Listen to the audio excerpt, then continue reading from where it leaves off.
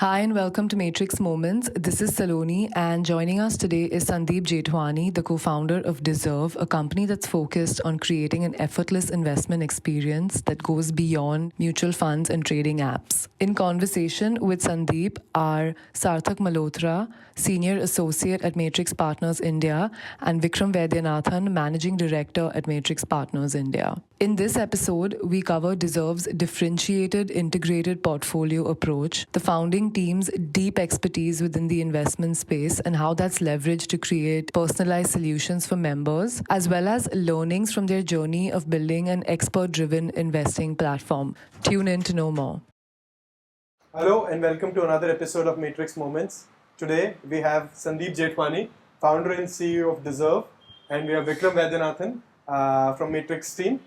Let me quickly introduce today's guests.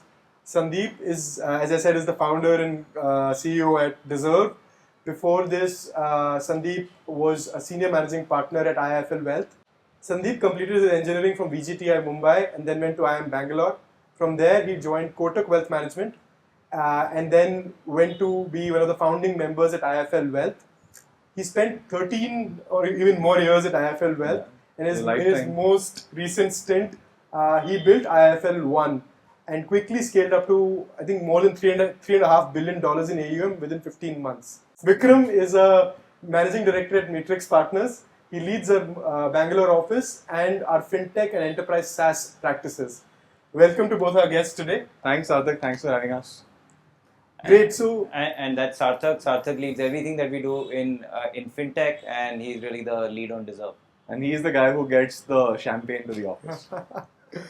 Great. So I'm also going to introduce a couple of co-founders who at Dezerv, right? So Sahil, who is one of the co-founders at Dezerv, very similar background to, I would say, similar to Sandeep, right? He, I think, went to the UK for his education and then came back to join Kotak. And then joined IIFL Wealth as a founding member as well. That's right. And then Weber is a CA by qualification, and then he joined, I think, Anand Rathi. He was with Anand Rathi for a while. And then moved to IIFL Wealth. So I think all three founders have a combined, I would say, 45 years of experience in wealth management. That makes us sound really old. We are not that old. But yeah, close to about 15 or 16 years of doing this. Before I bounce it to Sandeep, one, whether you like it or not, you are getting old. But for Vaibhav, Sahil, Sandeep, wealth is really in their blood. They have pretty much done nothing else in their life, so we are very privileged to be partners with them. And I'll tell you a little bit of background on the Sandeep and my relationship. Sandeep is a senior of mine from IIM Bangalore, but I really got to know him as a neighbor in Mumbai, and our kids got to know each other before we did. Because they're both the same age and they got to know each other as 1 year old. And that's how we started this relationship, and we sort of kept in touch. But Sandeep essentially was meant to be an entrepreneur, because every few years he would say, "Kuch startup karna hai," and he would have an idea. And so when he called me about this idea, I said, "This is just one of those where he's going to not start up." But suddenly he said, "Oh, we started up," and then in a week he said, "Oh, there's a term sheet." And but I'm very thankful and privileged that you waited for us, and even more so that we got to be partners. So always was very excited to work with you at some point, Vikram. Obviously, there is stuff that we can't talk about on camera that we've done together, but it's been a phenomenal journey knowing you and watching your own journey from relocating from Bombay to Bangalore, and that entrepreneurial thing within Matrix itself has been inspiring. So yeah, I always wanted to partner, man. Yeah. So talk a little bit about Vaibhav and Sahil, and I know you've tossed about multiple ideas just between the three of us. That's right. Three of you rather. That's right. So what made you want to start up with the two of them, and what makes this partnership unique? So I think whenever you're looking for partners, right, you're looking for people who will sort of complement you in many ways, who are very different than you are.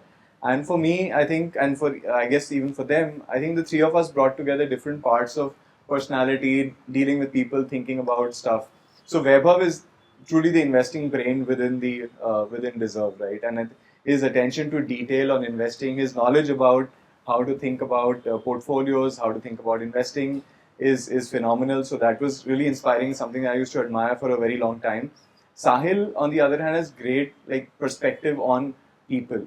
I think he gets people very quickly, which I thought was really helpful. I think for us, our recruiting has been much easier because of him. The way we think about our user base has been very different, and he really like humanizes the entire personality of the organization. So I think that's been exciting for me to work with him. So I was thinking about the three parts, and for me, Vaibhav is assets because he just picks, and Sahil is relationships and network. I was trying to figure out.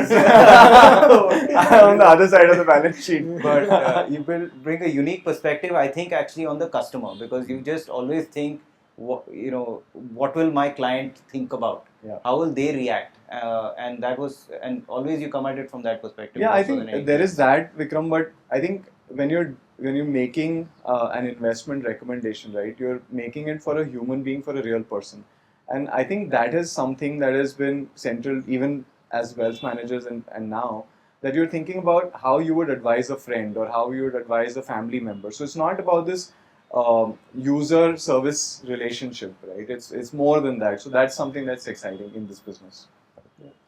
And Sandeep, as Vikram said, you've been trying to start up for a bunch of times. You've been an entrepreneur yourself, right? Like, I think you were one of the first few people at IFL Wealth in the early days. Then you built multiple products and services within IFL and scaled up. What was the nudge or the trigger to say, I'm going to start up now?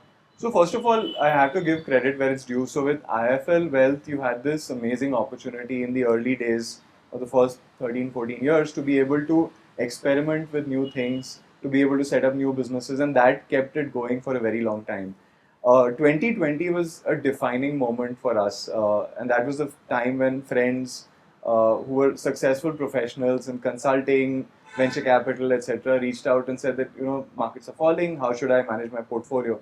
And that is the time we started wondering, these guys should have access to the best talent, and why are they even calling us? And when we dug deeper, we realized that there is definitely a huge vacuum there. That really successful professionals who have now saved up a reasonable amount of money don't have access to the kind of advice that the UHNIs have. And I think dezerv in some ways is a mission to solving for that, and that's exciting. Got it.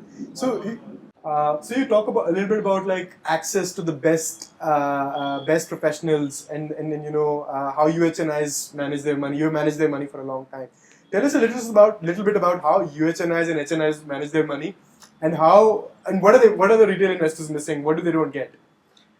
Yeah, that's a interesting question because some of it is factual and some of it is philosophical, right? So the first thing is that when we manage money for HNIs, or when we would manage money for HNIs, we wouldn't take 20 decisions to them and leave it at their doorstep, right? We would understand them, create a comprehensive solution that works for their portfolio, and then offer that. So I think that is the first thing that we thought we want to implement at dezerv. That the user or the person who's coming to us should not have to make or do all the heavy lifting. That's the role and the responsibility of the wealth manager to do.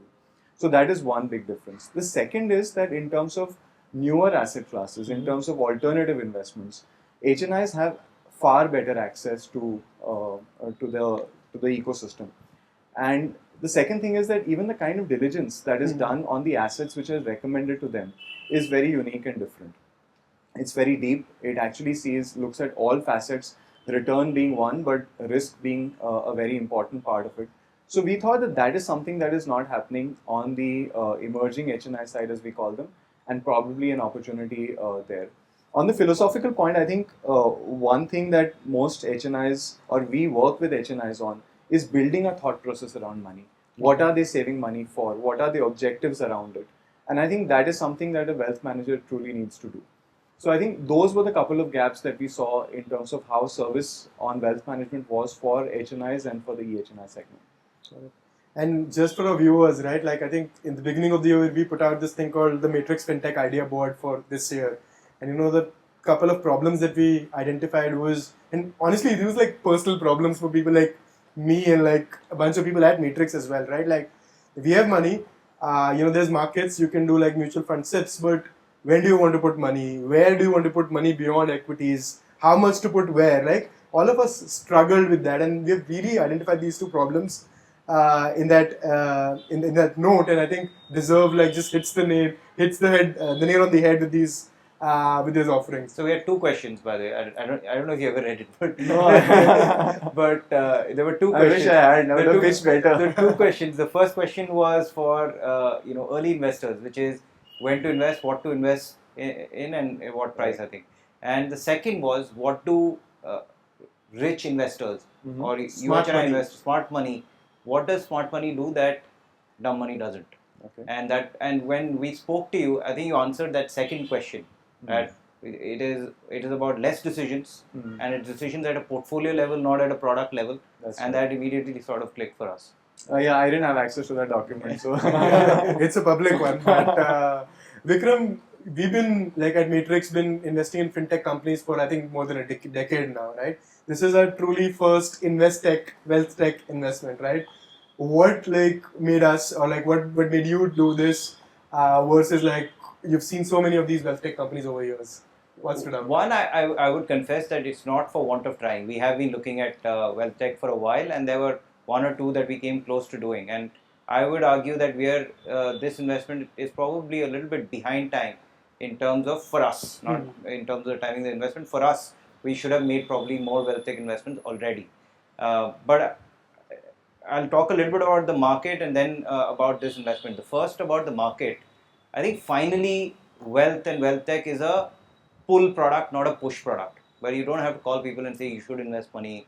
And so it's a you actually don't have to sell. Yeah. People are coming online, searching, being aware, making an investment transaction, and then figuring out, this didn't go well. What do I do? Right. So that first part of the process of discovery, awareness, discovery, and trial is getting done on its own. You don't have to do it. Yeah. So that's the thing that has changed dramatically over the last 18 to 24 months, which essentially means suddenly you have a large market of people with very different need states.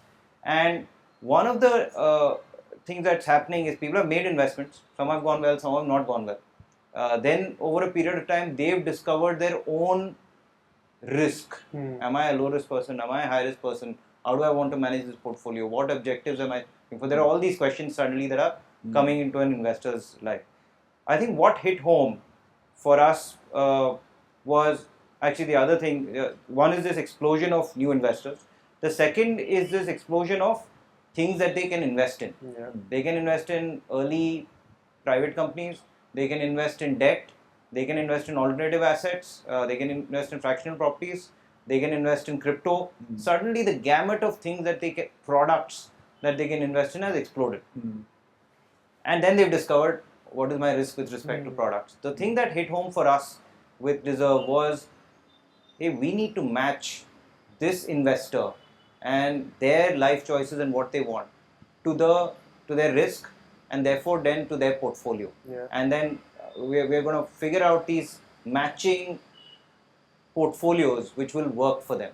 Yeah. That was one. And second, they were obsessed with their clients and their customers. Almost every conversation would start there. That this is what we learned with our clients. This is what we want to do for them, right? And in those examples, it was clients because that's how we were managing them. And now it's moved to consumers. Yeah. So the fact that they were obsessed with the journey, obsessed with making sure that they were standing by their expert advice, and they wanted to make sure that their consumers and clients was okay. That was, I think, very different about them versus the others. So I think Vikram touched upon a couple of why now, as we say, right? There's an explosion of assets, there's an explosion of people coming in and trying. Yeah. But I would say people have tried trying to do some sort of portfolio allocation, some of the other things that you were also trying to do before, right? Why do you think today is the right time to solve this in a much more tech-enabled fashion? So I think, Sarthak, this is an exciting question for me because there are many reasons why I think this is a great time, right? So first of all, Vikram alluded to this, right? Most of the common assumption around investing was that nobody gets up in the morning thinking about the fact that I have to invest today. And I think for the first time in many decades, or at least in our lifetimes, that is changing. People are actually seeking out investment opportunities. So I think that is one thing so investing is becoming mainstream, it's becoming central to consciousness. So that is, I think, exciting. The second thing is that when it comes to investing in India, the India stack or the plumbing has been now established around investing. So some of the problems that we would solve earlier as offline wealth managers are no longer real problems in the digital space. How do accounts get set up? How does money transfer happen? So all of that has now been addressed, and now it's the time to build on top of that into a solution based approach.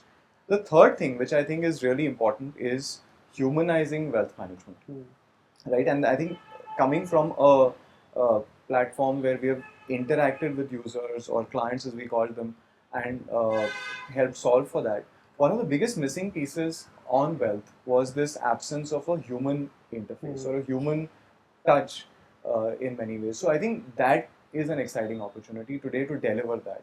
That how do you humanize the experience, try and understand the segment, and which is why we are very focused on creating a solution for one segment and make them our advocates. Yeah. So just I think we know the segment, but talk to us a little bit of the segment, right? The emerging HNI segment. What is it? Who are the people that Deserve is really targeting in delivering solutions? Yeah. So there is again, there are many ways to cut it.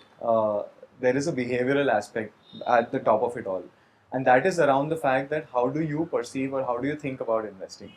There is one group of people who love investing, who want to look out for individual ideas on a day-to-day basis. They're active users of money control, value research, etc., and they enjoy the thrill of the process, and we believe are serviced extremely well today. Then there is a second group, which is essentially people who are saying, people like me, who would want somebody else to manage their money. Say, like, handle it for me. I don't want to do it on a day-to-day basis. I have much more exciting stuff like hanging out with Vikram on the weekend, right? I don't want to deal with money. So I think that is really what our segment or the kind of people that we want to address and deliver to them an expert investing approach. Yeah. Like, we believe that having this team that we've been able to put together, we have the expertise to be able to ensure that they don't have to do all the work. We will do it for them. The second is, I think, majority of these folks are in day jobs, working professionals, very successful in what they do during the week, and therefore we are firmly focused on that group of people. I'm just going to put a personal nugget here. Like, I think I was on the money control, do everything on your own category till a few years or months back. Till you got promoted. Yeah, then I got promoted, and then Vikram gave us a lot more money, I would say. But, I mean, I like, jokes aside, it's been really tiring, right? Like, just waking up every day, going to my brokerage account, figuring out, oh, this is moving X%, this is moving Y%, mid caps, small caps, large caps, and there's a bond marketplace. Where do I go? So, Sandeep, you talk about this platform being a lot more expert driven. I think the two things that people think about when Deserve is integrated portfolios and hard to access opportunities. Talk to us a little bit about the customer journey of the platform and explain this integrated portfolio approach to our viewers. So, look, I think we're obsessed about delivering a great experience to our user. So one of the things we've done initially, at least, is kept it invite only. So and we're overwhelmed by the kind of applications that we've got. So what we're doing is opening up the platform gradually. We're releasing invites to people who are now becoming members on the platform. As they come onto the platform, they first invest in the integrated portfolio, and in a sense, they unlock all these exclusive investing opportunities. We've been fortunate to be able to access some exciting pre-IPO opportunities, some high-yielding bonds. We're doing some great work on identifying global experts on international assets and bringing Indians first-time access to those global experts. So I think for us, ensuring that the user gets the entire experience at a very high-quality level is important, and therefore, one of the first few things we're doing is an expert conversation right at the top of the journey, where before you onboard onto the platform, we'd want an expert to actually talk to you in person and walk you through what we are doing here. So that there's complete alignment, there's the right setting of expectations, that you know what we stand for and what we will deliver to you, and that's something that we believe is unique. So Sandeep, you talked about a few exciting products underlying the solution, right? Which is access to international markets, potentially alternative debt assets, and so on. And I know Vaibhav's the the Brains investor behind it. Yeah, absolutely. What do you do to underwrite, let's say, or an alternative debt category that you're investing behind? Because you're sort of putting Yeah. investors' money to work, but it's really on their behalf. You're making that investment decision. Yeah, that's a great question, Vikram. So what we've done is first set up a framework about things that we will look for in every asset class. So we almost like have a 20-point checklist on every instrument that we bring to the platform, sort of bring through the filter to begin with. The second is the qualitative check, and that's where we actually meet the team which has brought the deal, go behind the screens and try and understand. So, for instance, if we're working on a lending product, we'll try and understand who the money is being eventually lent to, what is the behaviors on that side. So, while some of it is scientific, some of it is a gut call taken by an expert. And there again, we've been very lucky to be able to pull people from industries where they've done this for a very long time. And I'm also excited, and these people, Vaibhav especially so, but all of the others are much smarter than I am. So they actually go into much more detail than I thought other platforms are doing. And it's and I know there's a lot happening behind the scenes, because sometimes they're looking at alternative debt asset that I might have a little bit of information on, and I'll get a quick ping from WebHub or somebody saying, what do you think about this? And I know that they're doing like 100 such pings to actually collect enough sort of qualitative information, and I think that does make you guys No, I stand think, and out. we've been fortunate, Vikram, to have folks like yourselves around us and advising us to be able to get that perspective, right? So when I'm looking at a pre-IPO transaction, for us to be able to access you and figure out where the industry stands on this and what do you know, because not everything is in a deck, not everything is in the balance sheet or the annual report. So, and that's where we've been lucky.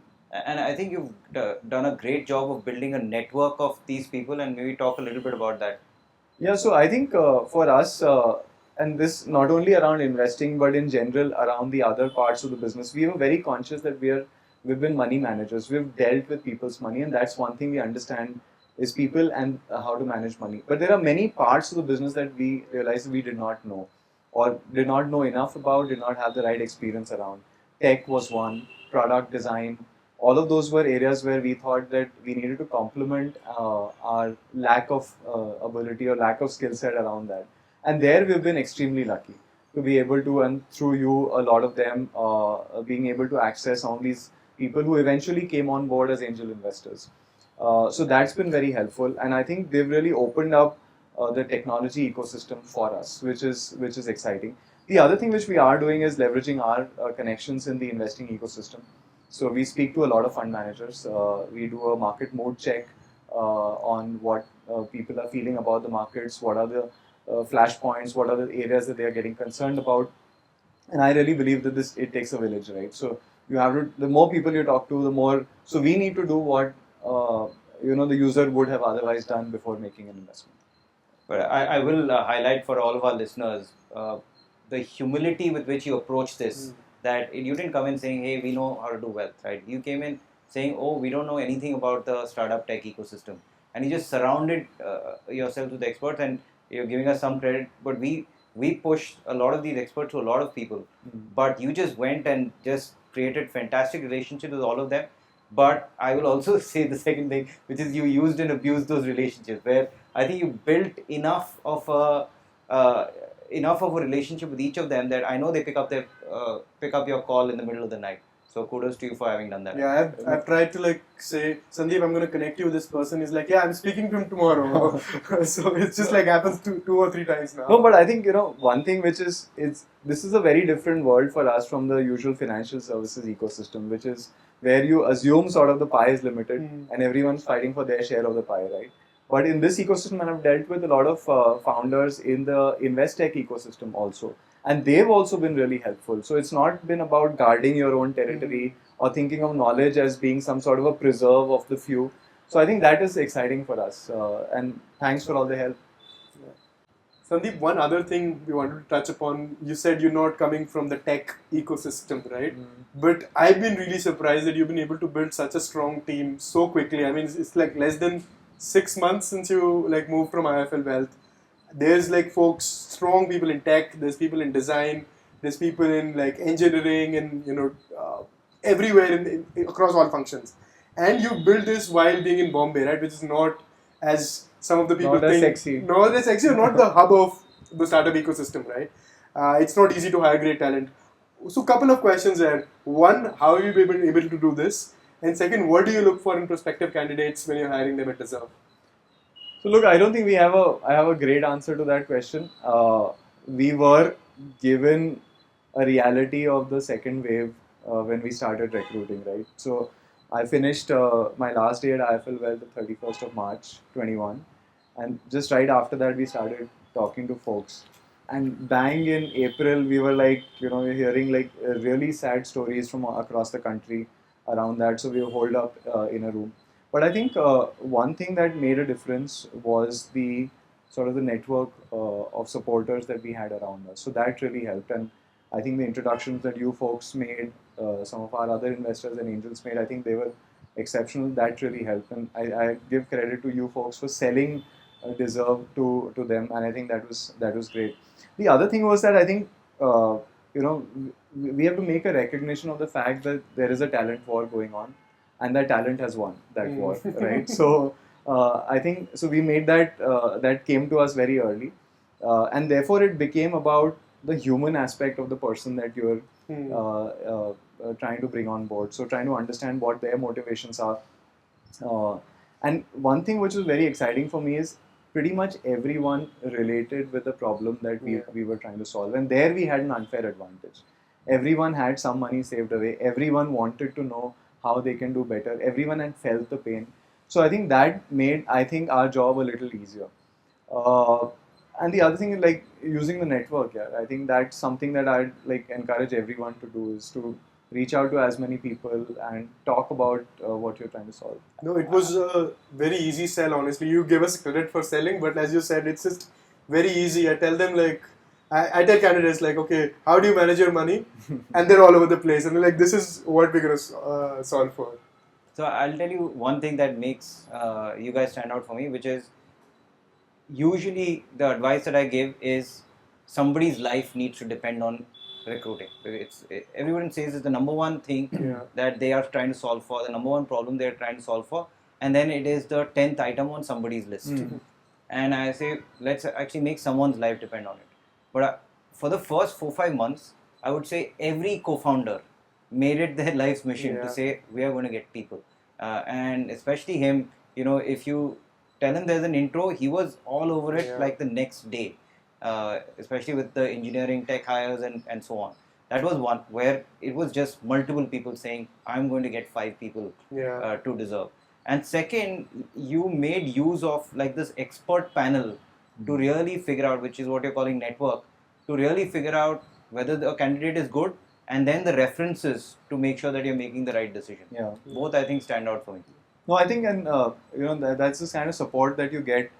And these are like the angel investors in Deserve are very successful founders. They are potentially hiring all the time themselves. But them to take out time on a Sunday morning to do this call for us, I think that was incredible for me. And Sandeep, just on my second question, just touch upon you started hiring or like started building the company. Sorry, can I interrupt there? And he brought us a great thing. He has different angels who perform almost different roles, and so he has somebody on the design front who actually helps him build the design team. Somebody on the tech front who builds the tech team. And I don't think many founders actually think like that. And it's a great nugget to say create those roles for angels even as part of your recruitment process. Yeah. No, I think the second part of my question, I think, was around as you said, you started to hire in middle of the pandemic, right? Half the team is in Mumbai, half is distributed. What is it that one thing or like that thing that brings everybody at Deserve together? Is this like a personality that you look for? How are you keeping the company together, which is distributed as well as centralized? So we have this thing within Deserve, right, that you have to be exceptional at what you do.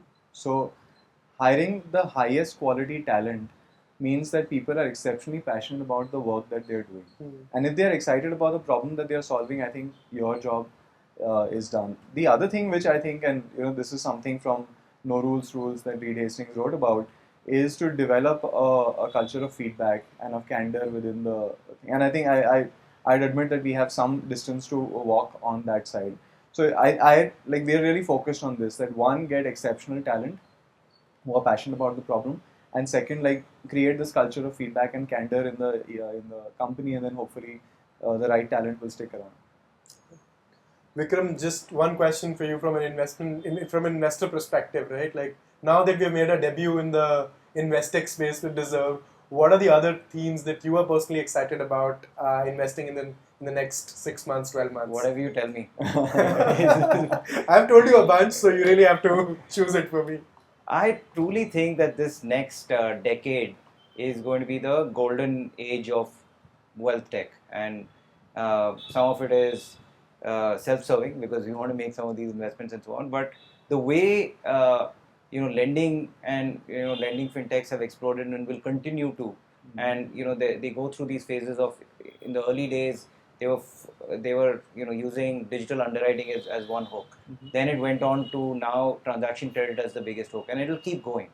I think we're just at the beginning of figuring out what wealth tech is, and if you look at the great wealth platforms globally, they cater to anywhere between 100,000 to a million investors, but serve them deeply. And as long as you have a large share of their AUM, you can build a huge company. And a million investors is a lot. And India can have multiple investor pools, multiple niches of million investors, and each of them will self-select themselves into a brand, customer experience, kinds of portfolios, and so on. And so we will keep looking for some of those where a Betterment, a Wealthfront, a Charles Schwab, a Nutmeg, everything can coexist, and that's the way we think about wealth tech. Yeah, no, I think I would just say one thing that Vikram missed. I don't know if he's excited about, but I'm personally super excited about, one, the social aspect of investing, and second is just crypto, right? I think it's a fascinating asset class. It's a very hot topic to debate upon, but personally excited about doing something in crypto as well. So I was going to ask you that question, which is where would you put your money? But where, if you were not, if you're not doing Dezerv, what is the other wealth tech that you would start? And second, if outside of fintech, what is the company that you would start? Okay, so on the, it's interesting, I've not thought about that, but within wealth tech, if I were to do something, I would do something in managed crypto. I feel that there are a lot of people like us who want to have access to crypto but can't wrap our heads around what's really happening. So I think managed crypto is an exciting space. There are some global platforms which are beginning to now do that, and we're also thinking of partnering with some of those as we go along. So that is one.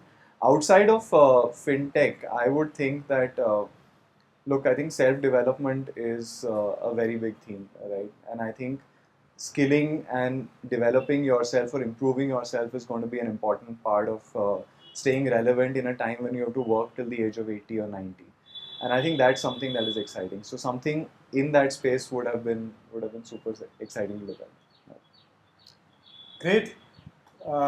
Thank you so much, Sandeep. Thanks, we enjoyed it, Sarthak. No. Much against what I thought it would be like, but it was good fun. Closing thought from me, Sandeep and I have sort of followed each other's careers with sort of respect and admiration for a while now.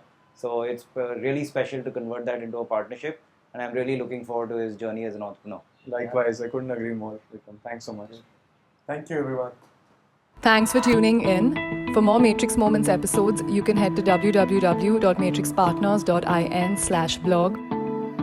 You can also follow us on Twitter, LinkedIn, and YouTube for more updates.